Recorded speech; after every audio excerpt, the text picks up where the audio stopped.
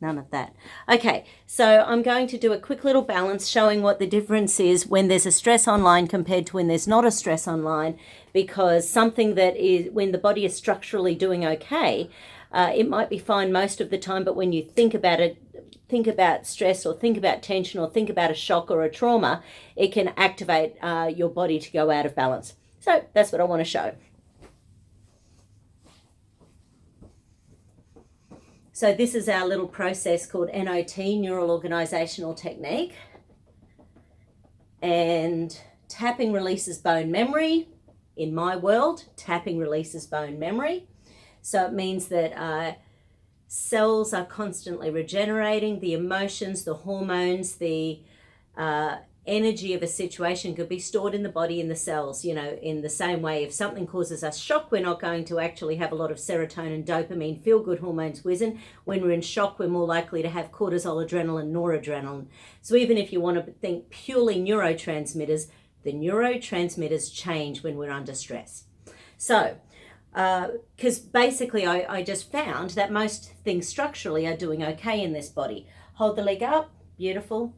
Hold the leg up, so they are rock solid, they're not moving. If I put my hand across both hammies, hold up, rock solid. I'm going to put pressure on C3 and the tailbone to check the dura in the spine and hold up, that's rock solid. I'm going to check the centering mechanisms, the ischial tuberosity is for the hips and the lower body, and hold, and that's fine. I'm going to check the labyrinthine reflex points on the bottom of the neck and hold. I'm going to check cardiac back, so that's knife hand across the sacrum, and hold. I'm going to check the cardiorespiratory fault, so basically the ribs that feed the lungs and heart, and hold. As you can see, nothing is unlocking. So now what I want to do is just thinking about that incident a few weeks ago. So just a bit of a trauma that created some shock in the system. And now once again, so hold up for me, and that's an unlock. Hold up for me, that's an unlock.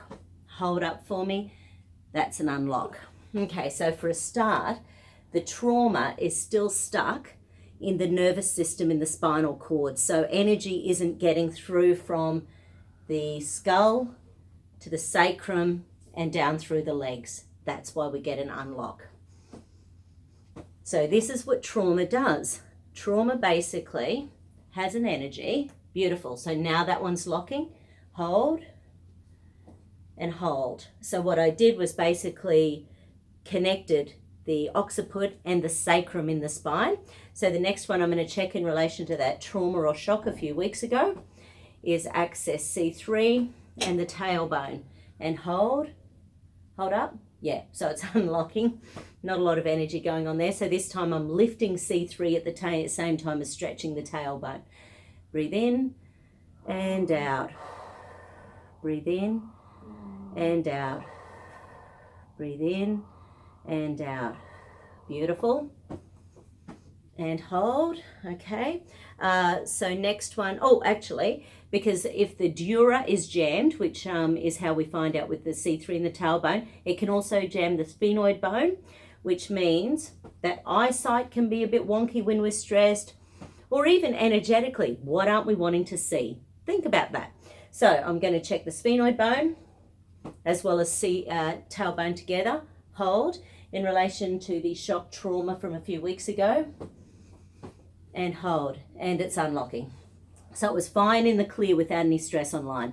So I rub the tailbone and just hold the sphenoid. So I'm just holding the spot on the sphenoid bone until it pulses, which usually happens after 5, 6, 7 seconds. Beautiful.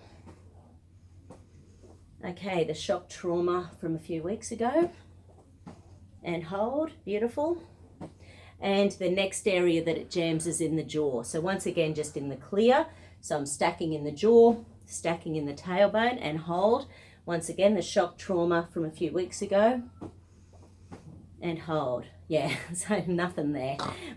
And the jaw's funny because, once again, in the N.O.T process, Neural Organisational Technique, it's believed that the right jaw is more the stress jaw and the left jaw is the defensive jaw.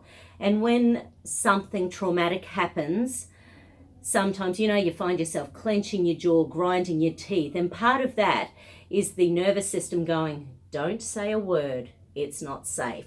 So we hold it all in. So the jaw is a physical manifestation sometimes of what we're not saying, what we're not speaking. And sometimes when we get so shocked, it's not till 24 hours later that you think, gee, I should have said such and such. And hold.